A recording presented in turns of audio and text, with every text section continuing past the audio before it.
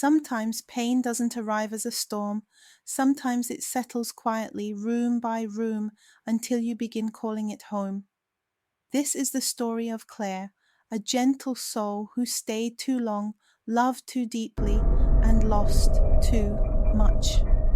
Welcome to When Pain Became Her Home, a chapter in the movie called Life where silence speaks louder than words. Claire grew up in a small city, the youngest daughter in a family of 5. Life was warm and predictable until the year her world split in two. When she was just 10 years old, her father passed away. From that moment on, it was her mother, her older sister, her brother, and little Claire alone. No aunt showed up, no uncle stepped in, no extended family reached out a hand. Grief settled in their home like an unwelcome shadow, and slowly Claire's mother, a gentle school teacher, began to mentally unravel. She talked to herself often, drifted into distant thoughts, and slipped into a place her children couldn't reach. Still, Claire kept going.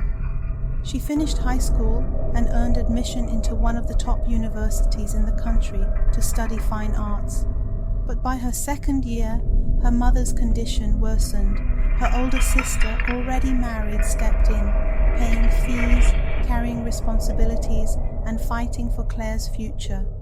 Then, just when all hope seemed lost, Claire's mother's younger sister, Mrs. A, returned from the United States. She insisted that their mother be brought to the big city for herbal treatment. Slowly, her mother improved, not cured, but stable enough to breathe again. After university, Claire moved to the city to be near her mother and to search for work. There, her talent blossomed.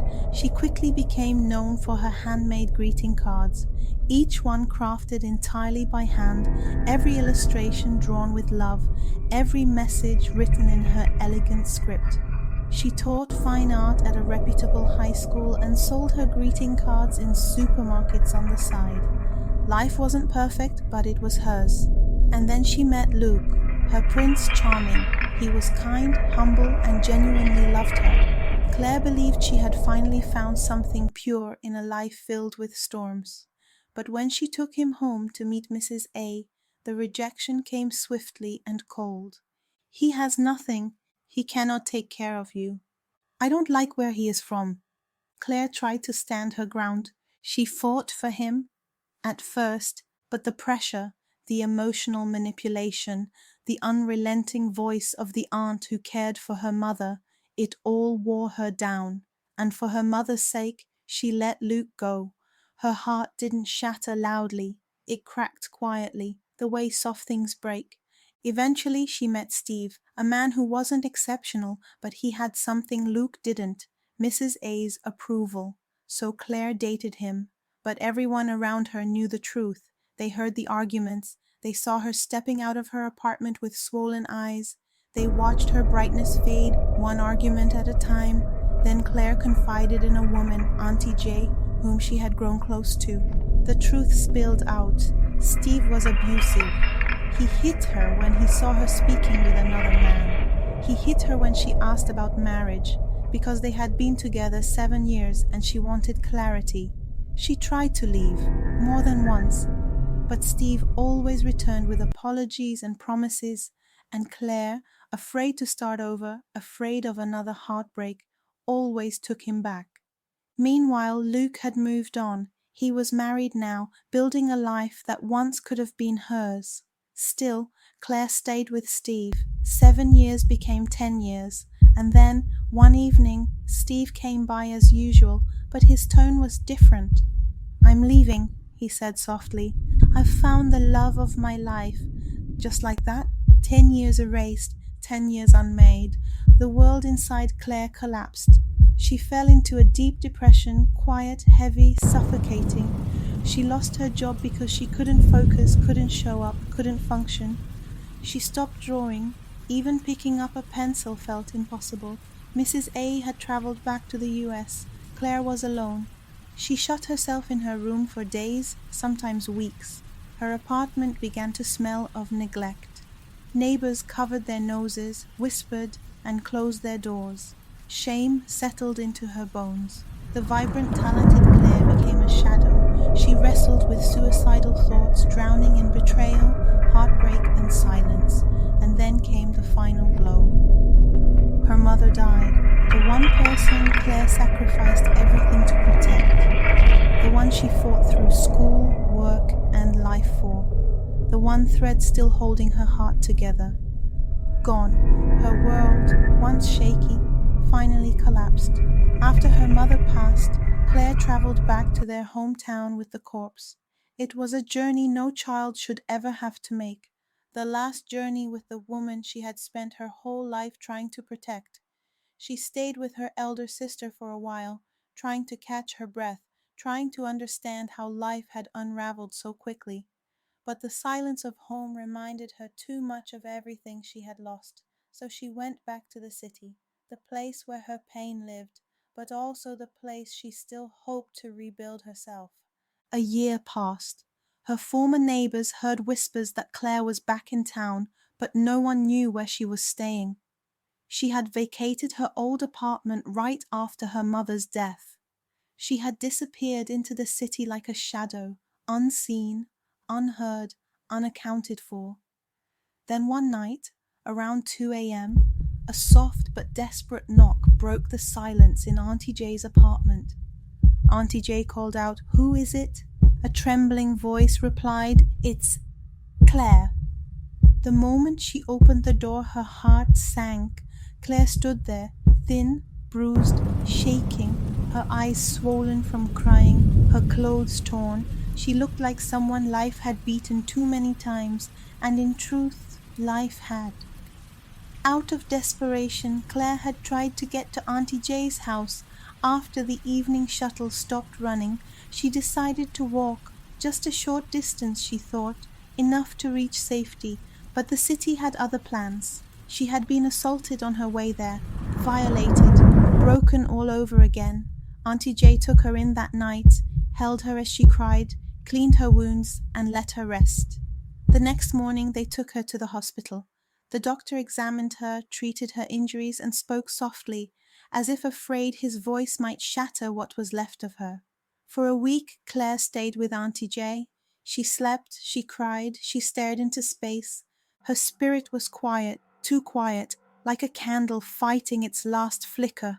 Then one morning, she folded her clothes into a small bag and said, "Auntie, thank you, but I have to go." Auntie Jay begged her to stay. She told her she wasn't safe, that she needed care, that she needed people around her. But Claire's eyes were distant, like she was already halfway gone.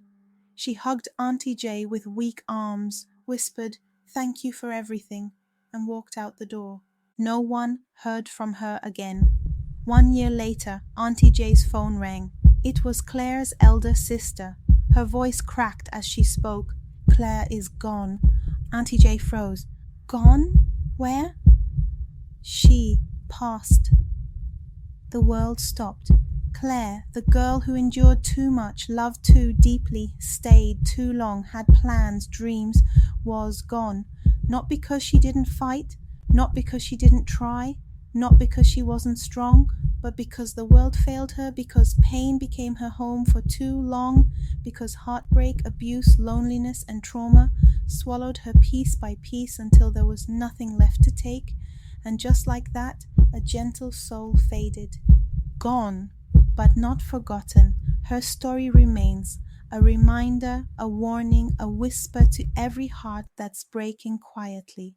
No one should ever have to survive life alone. Claire didn't stop fighting.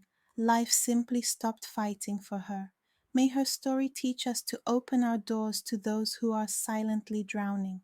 Thank you for listening. Please like, comment, and share. See you on our next episode. Silence holds the weight of all I've lost.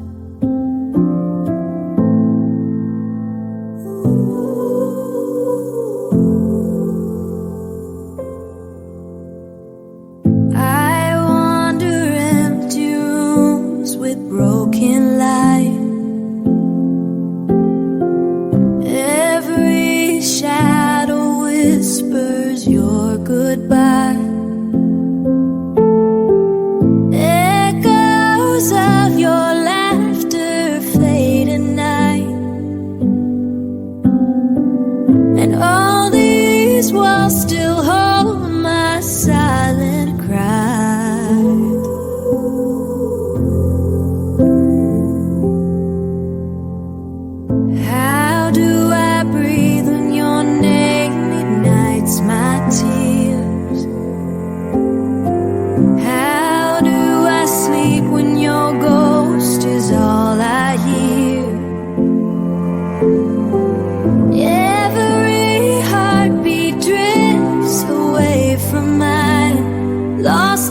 sorrow of your goodbye.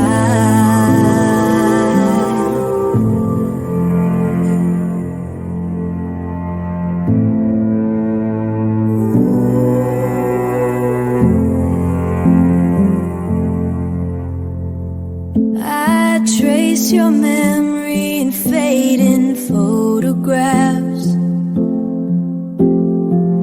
Words unsaid hang heavy in my past.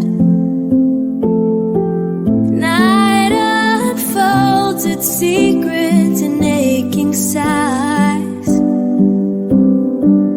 I search for comfort in the pale moonlight. How do I breathe in your name at nights, my tears? How do I sleep when your ghost is all I hear? Every heartbeat drifts away from mine, lost in the sorrow of your goodbye.